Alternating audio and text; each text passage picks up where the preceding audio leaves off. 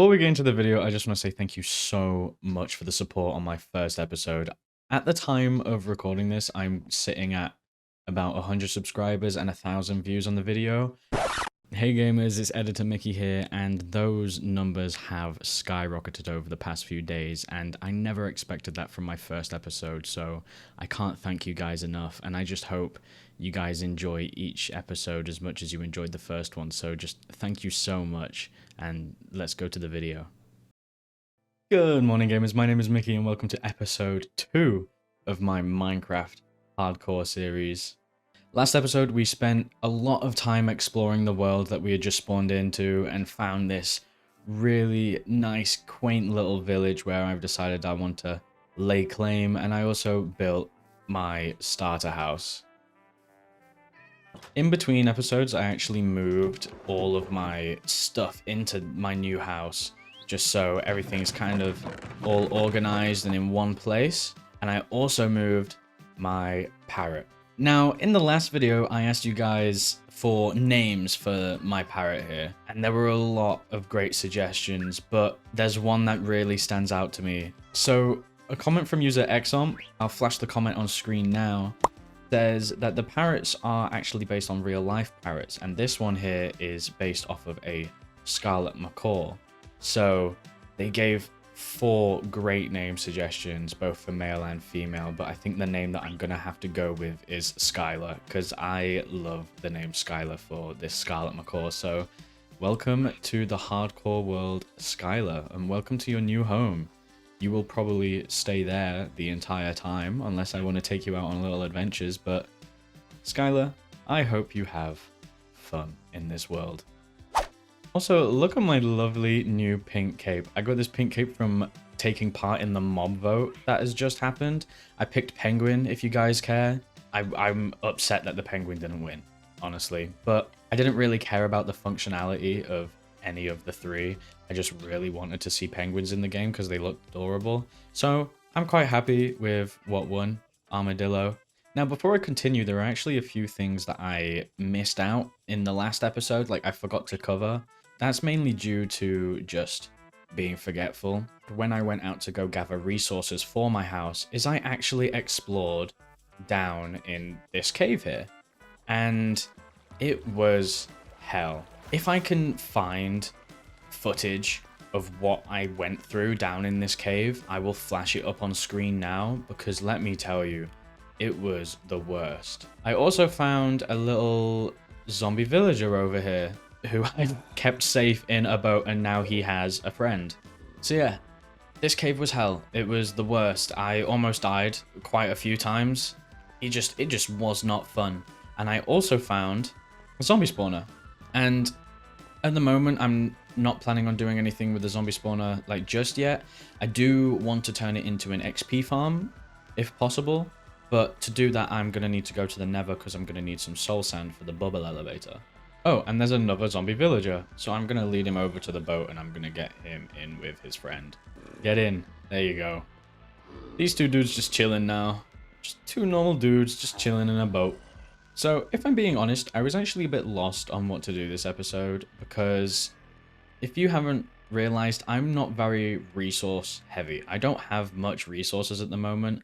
And I actually did want to build some more. I wanted to build an extra one of these houses for the villagers, but gathering those resources is going to take a while, and for that I'm going to need tools, and for that I'm going to need iron, and I don't have much iron anymore. And to get more iron, I need to go caving, and if I go caving, I'm going to need food. So with that, I think in this episode, I'm just going to set up some simple farms dotted around the village. Nothing automated, nothing too pretty, but I'm just going to need to start getting some more food, and then I can go caving. I think a good place to start is actually right down here. This is where I cleared out some land ready to build my starter house in the last episode before I decided to move it up there. So what I'm going to do is I'm just going to set up 3 very just generic farms.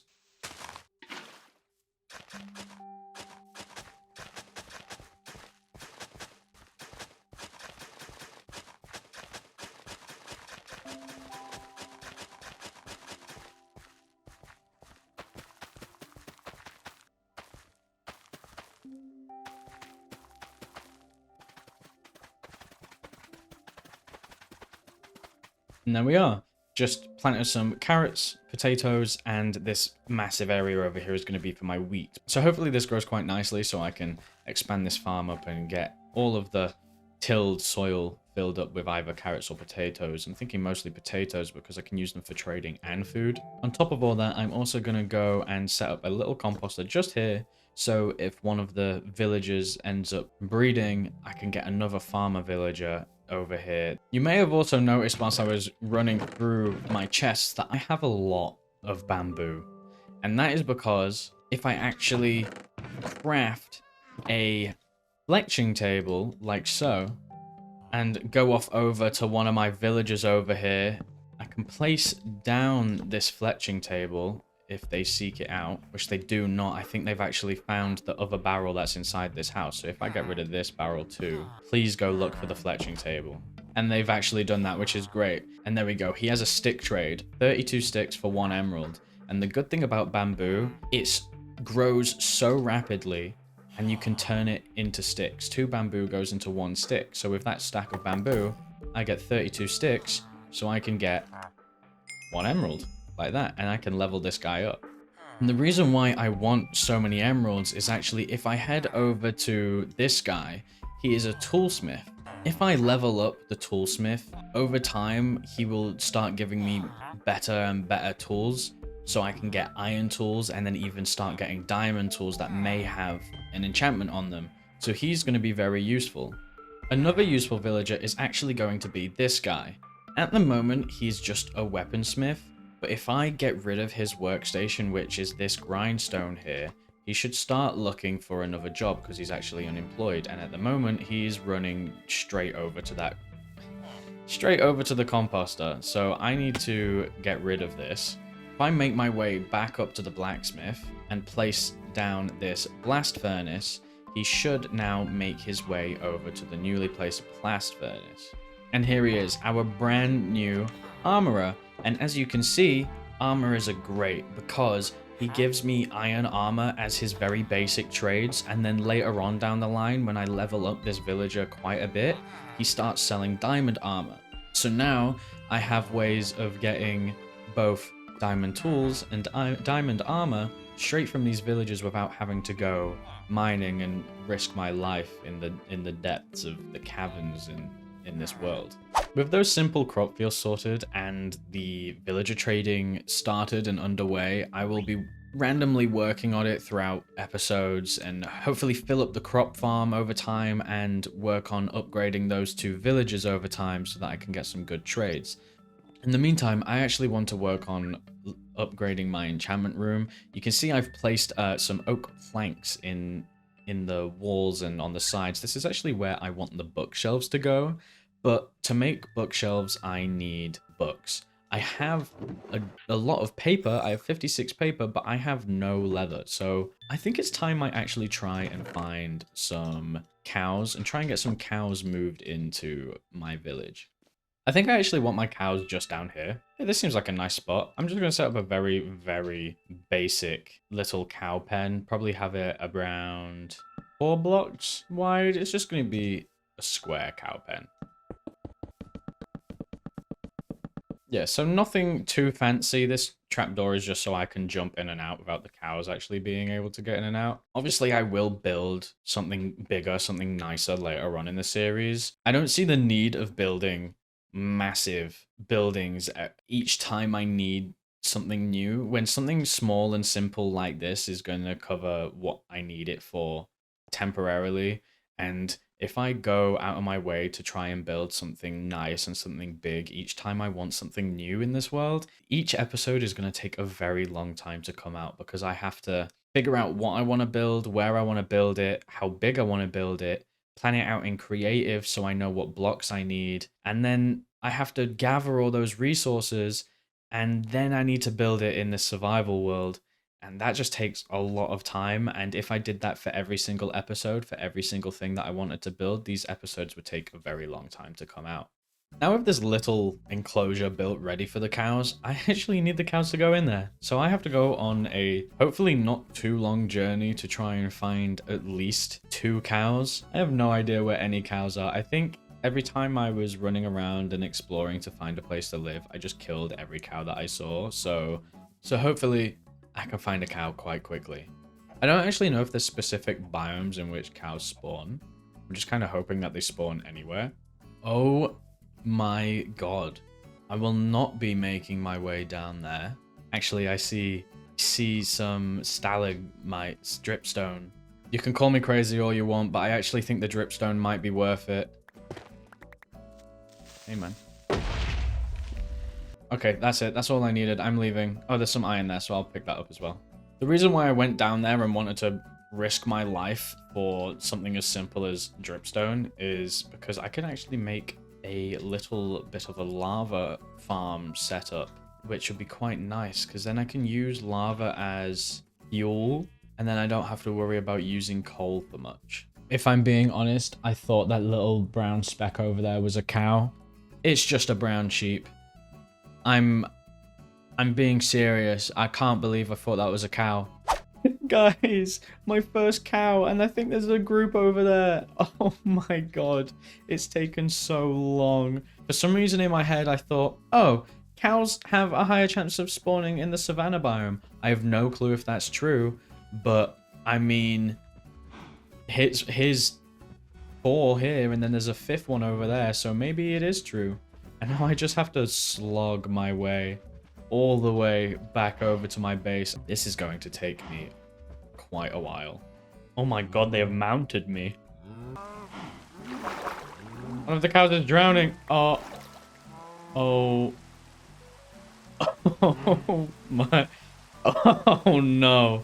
I mean, well, at least there's an even number now. Finally, I have got them all back. I've ended up with 7 cows and a sheep somehow. I don't know how I managed that. Okay, yeah, you're a cow. Sorry. So nice. That's my little cow pen sorted, and now I can get some extra steak and some leather when I actually want to grab a bunch of bucks. There are pillagers. There are so many pillagers. There are 5. There are 5 pillagers right there. This is scary. I'm hoping they, 1, don't kill my villagers, and 2, don't start a raid. I'm very nervous, actually. I think I'm gonna just run in this direction enough so that they despawn, hopefully. Whilst I am away from the village, whilst those pillagers are just chilling there, I'm gonna take this time and mine up as much obsidian as I can, because then I can build a portal as well as work on getting a enchantment table.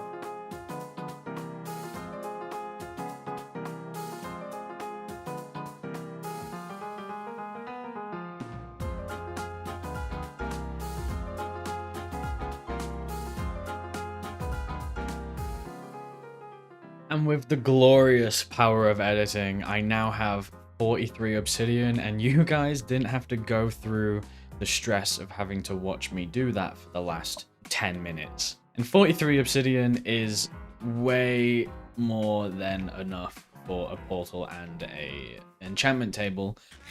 Luckily, whilst I was doing that, those pillagers actually did despawn. Thank God. With all that obsidian now collected, I want to make my enchantment table. But to do that, I'm going to need diamonds.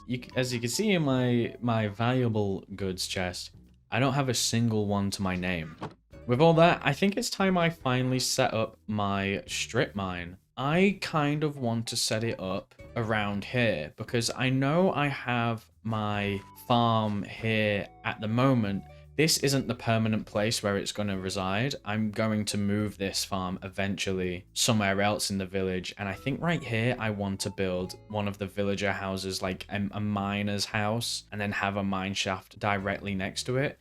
And I think that mine shaft is actually going to go here. I think this is a nice place to put it. So I'm going to get started digging this mine shaft roundabout here. And the reason why I'm digging it out so long first instead of just digging straight down is I actually want to eventually place a minecart track that goes from here all the way down to the Y level that I'll be strip mining at. So I'm actually going to get started on this, and I'm going to make my way all the way down to -58 for diamonds. And I also might make a little just extra straight bit around Y16 to indicate that's where I want to be mining for iron.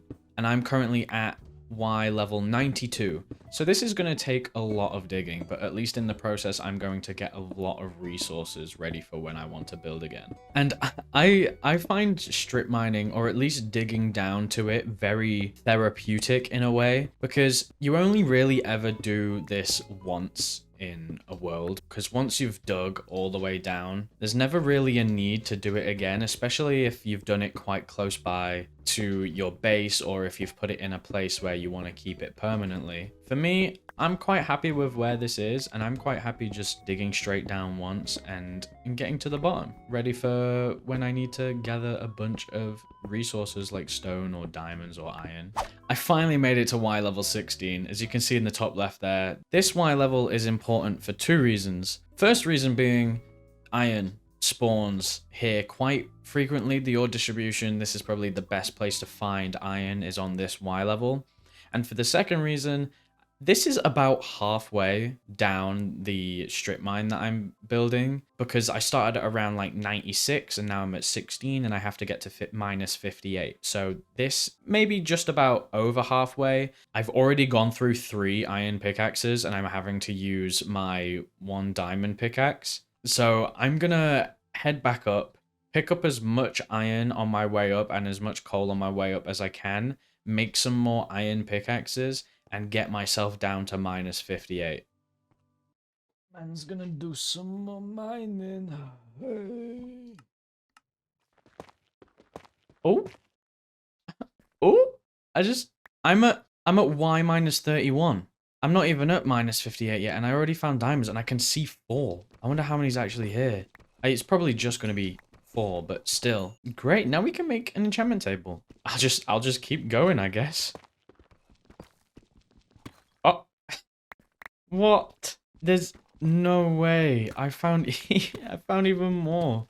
Usually I find it so hard to find diamonds. Again, C4. I wonder if there is... Oh, there's 5, 6, 7. There's 8 diamonds here? We're up to 12 diamonds already. I'm so happy with that. Let's just fill that hole in, and I guess, again, we just... Did you guys hear that? Oh no. I don't think I set it off though. I think maybe like another mob in the cave set it off. I don't think it was me. This is terrifying. I think I'm okay, because me breaking the blocks, I'm not setting off anything. Yeah, I think I'm fine for the time being. I think I'm just getting really lucky. There's no way that they're this easy to find. I'm putting it down to luck. This is another 8. This is another 8 cluster. We're at 20 diamonds now. You know what? Maybe the villager trading isn't gonna cut it. Maybe I'm just gonna have to mine. Because at this rate, I'm finding more diamonds from this than how long it's going to take me to get the villages up to the point where I can get diamond stuff from. Whoa, whoa. Okay. Oh. I just set one off. I'm setting off a sculk sensor doing this. I don't know if I should mine these. I think I might keep mining until I set off a shrieker, and then, I don't know. That didn't set one off. And neither did that. That one did, though. It's down that way. These ones aren't. Okay. Oh! Sneak 100. So there's a sculk sensor here. I don't have my hoe on me, but I might still be able to break it if I head down in that direction. This is terrifying. So I think I'm okay to kind of... I think I'm okay to try and find where these are and break them. There's 2 here. Okay. There's obviously some more. There's another one here. I think I'm actually okay. I think it is literally just this little sculk kind of cave here. Yeah, I'm walking around and it's okay now. Oh my god. Okay. Thank God for that. my heart is just sank throughout that whole process. That was horrid. Never want to deal with that again. I'm so glad it isn't like an ancient city or anything. That cave sound genuinely scared me because I'm I'm so on edge now. We made it minus 58 on the Y level, and this is the level I'm going to be doing my strip mining for whenever I need diamonds or deep slate, or just whenever I want to do a little bit of mining. But that time isn't now. I feel like I don't need to strip mine too much at the moment because we've got 22 diamondes. It's very good. I'm happy with that. I'm gonna make my way back up to the surface and drop off all this stuff, and I can probably craft myself that enchantment table that I've been wanting. Hopefully all my villagers are still alive. Yeah, I just slept with the farmer. I slept next to the farmer. I slept next to them because it was nighttime, okay? But yeah, I just slept next to the farmer, and these three are still here, so thank God I don't have to worry about anybody being dead. Back at my house now, and I've put everything into my valuables chest, and I've come out with 23 diamonds, as well as some extra iron, which is nice, and redstone and lapis, but 23 diamonds. So I'm going to take 2 of them, as well as 4 obsidian and one of my books, and I'm going to craft up an enchantment table and finally get that in place right here. And now I've actually got to start working on my bookshelves to be able to get some decent levels of enchantments from this table. And off camera, I have kind of been going at it with the cows. No, I take that back. Ignore me. What I meant to say was, in between takes of recording, I have been breeding up the cows together, not me included. And I've been collecting some leather, and I have 12 leather in here, as well as some paper in here from the shipwrecks that I found whilst trying to find this village. And with that, I can actually get level 8 enchantments, which is quite nice. However, I don't know. I might get some low level enchantments on all my armor whilst I'm like working on upgrading this to level 30. You know what? Yeah, I'm actually going to do that. So let me grab some lapis lazuli, get all my armor, and I'm just going to throw everything into here. Protection 2. Nice. I'll take a projectile protection. Ooh, do I risk the depth strider 1, or do I try and get... Okay, I'm just going to go for protection and feather falling 1. That's amazing. And I'll take the protection 2 and unbreaking 2.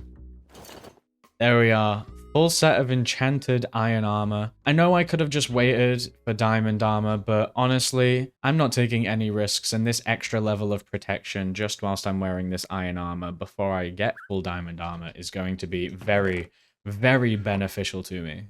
With a new need for levels, I feel like it's time I set up that zombie farm. But to do that, I'm going to need to set up a nether portal to go to the nether, because I need soul sand for the zombie farm.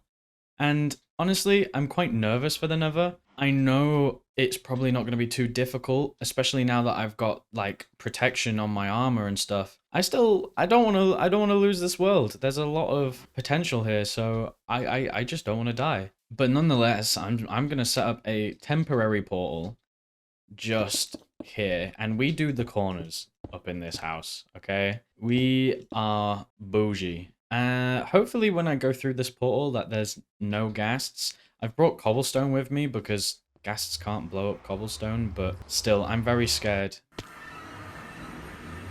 Okay, nothing here. There's already a warped forest right there, which is quite nice because I can farm enderman there. Just picking up some nether quartz. Might as well need it for comparators and observers and whatnot, and I might want to use them in an upcoming episode. I'm gonna place down cobblestone as like a little marker as to where I am. I'm also gonna pick up some of these because I know those whatever they're called, hoglins, don't like them. I also brought my hoe with me because I want to pick up these shroom lights because they're just one of my favorite like light source blocks in the game. I used to use glowstone a lot, but then as soon as they added shroom lights, they're just a much nicer looking version of glowstone, and I'm gonna throw these anywhere that I can, honestly. Now I'm just gonna stick to my hunt of trying to find soul sand. Hopefully it won't be such a difficult task. I'm hoping that on the edge of one of these biomes there might actually be some soul sand. It seems like there's a basalt delta right there, and I kind of don't want to experience the basalt delta right now. So I'm actually going to head more in that direction, and I'm going to throw a scumpus right there. I honestly think I might just try... What the hell was that noise? I'm so scared. That genuinely sent shivers down me. What was that noise? I've never heard that noise before. What was that? Okay. Well, as I was saying, I think I'm just gonna make my way down. I think that might be my best bet to finding soul sand. I'm really out here just risking my whole life for some soul sand. I don't know where to go. Maybe I try and change direction a little. Maybe I try and go... Oh, magma. Okay, guys, new plan. I'm going to dig this way. Oh, well, apparently not. I'm gonna dig in this direction and hope that I eventually come out to a soul sand valley or something. Soul sand valley will be the best thing to come across, as that is literally what I'm here for. But if not, hopefully I just find something and it's a basalt delta. So I guess this is the something that I've found. This is okay though. I might want to use basalt at some point. Whoa! What? This was just by sheer chance. Can I even mine it? It is a diamond pickaxe, right? That's how you mine that ancient debris. That's okay. I'll take it. 2 pieces of ancient debris just chilling. You know, I'm honestly surprised that I haven't dug into lava yet, seeing as though lava spawns quite frequently inside of basalt. Ah, there it is. Okay, spoke too soon. And I've finally come out into somewhere really horrible, and I can hear a slime. Oh my god. I see some. I see some over there. I'm changing direction. I'm gonna go to about here, and I'm gonna dig in this direction. I need to be careful of those piglins, because I made the mistake of not wearing gold. Thank God I finally found some. Right, that's it. I've got 17. That's all I need. I needed 1, but I'm out of here. I am leaving the nether, and I'm not coming back for a long time. I can't believe in the process of trying to find soul sand, I actually found ancient debris. I'm really surprised by that.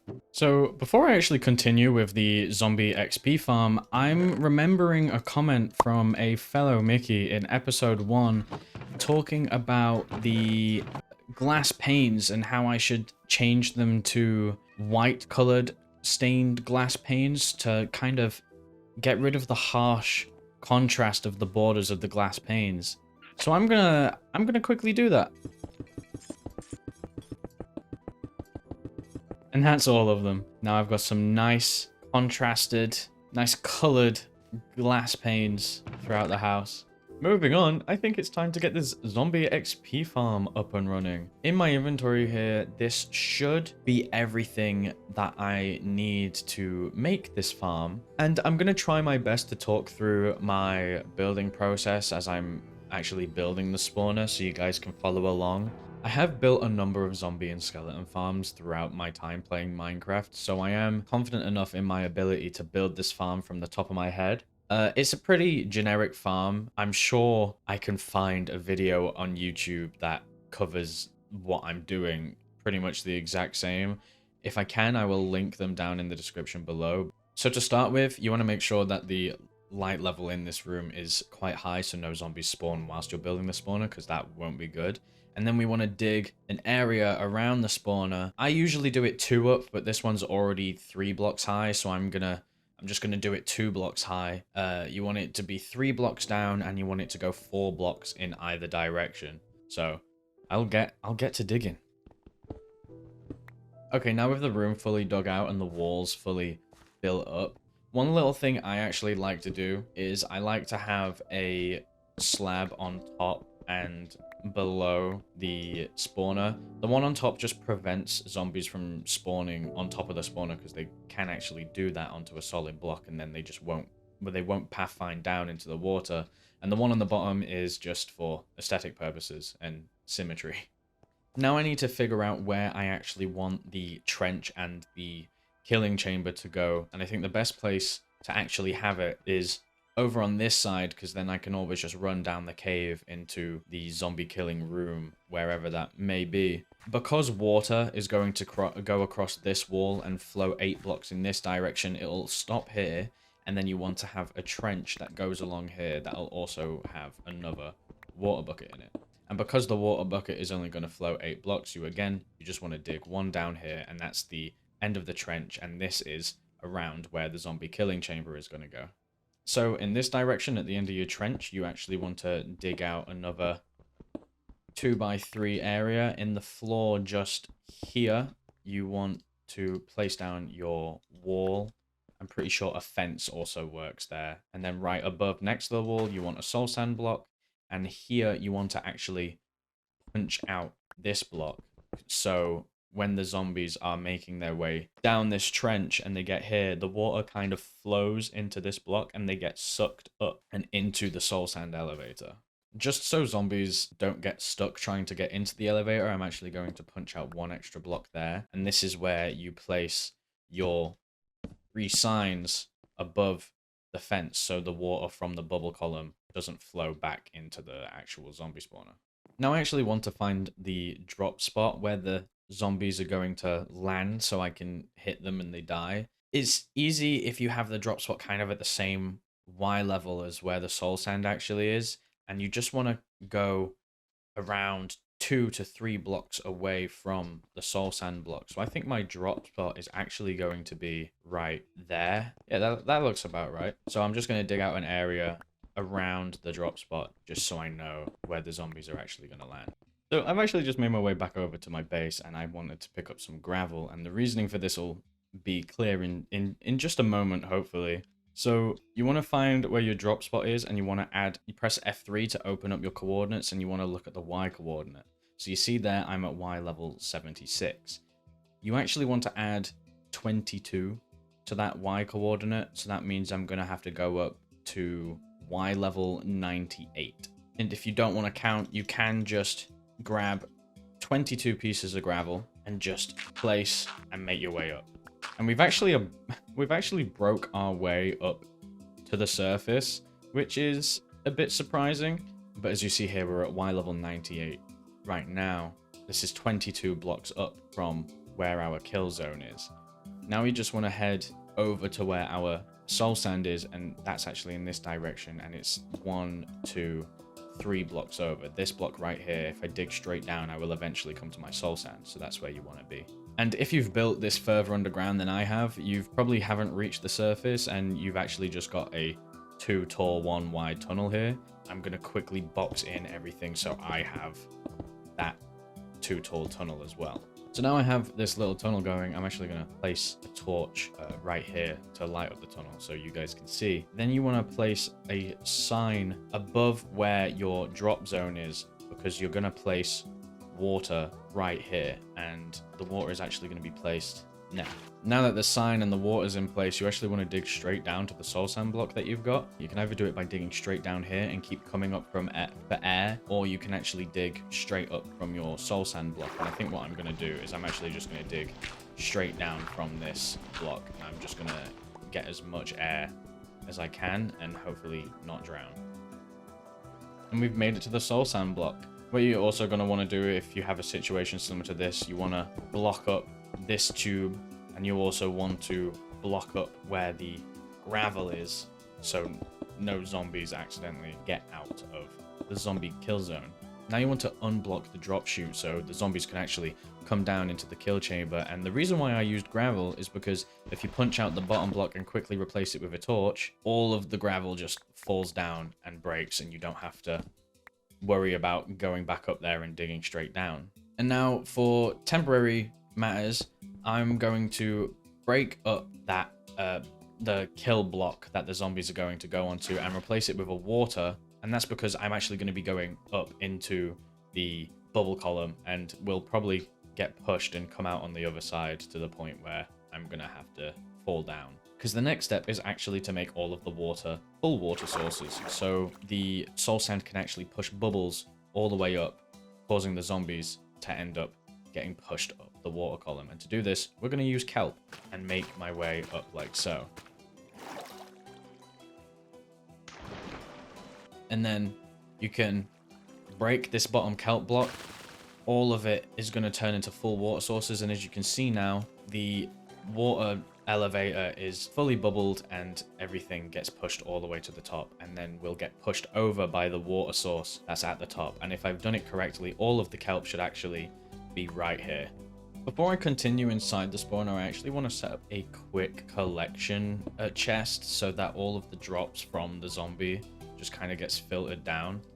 So I'm just gonna place a very, very quick double chest with a hopper on top and then a trapdoor on top of that hopper. I also very quickly want to place just about 3 slabs right here, and that's just to prevent baby zombies from making their way out and killing me. Our zombie spawner is actually nearly complete. All we have to do now is place water along this wall, and I'm gonna create a source, so all I have to do now is just keep taking from the source and place it all over. This will reach the end towards the trench once I've got these ladders out of the way, and I can actually show you now by getting rid of that bottom ladder, and I can still climb out of here. You just want one more bucket of water here on the trench, so when zombies come over, they get pushed into here.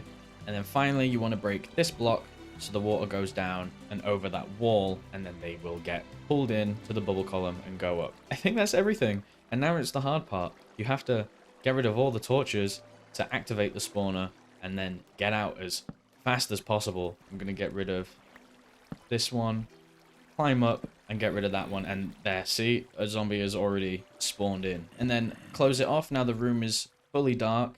And if I just wait here, zombies should start making their way down. And there we are, there's our first zombie, and I can already hear more spawning in. So there we go. See, it's working amazingly. And if I just get out my sword and swing, they should all hopefully die. Well, the one that I hit is going to die, but because I don't have sweeping edge enchantment on my sword, they're all going to take a bit less damage from the swing.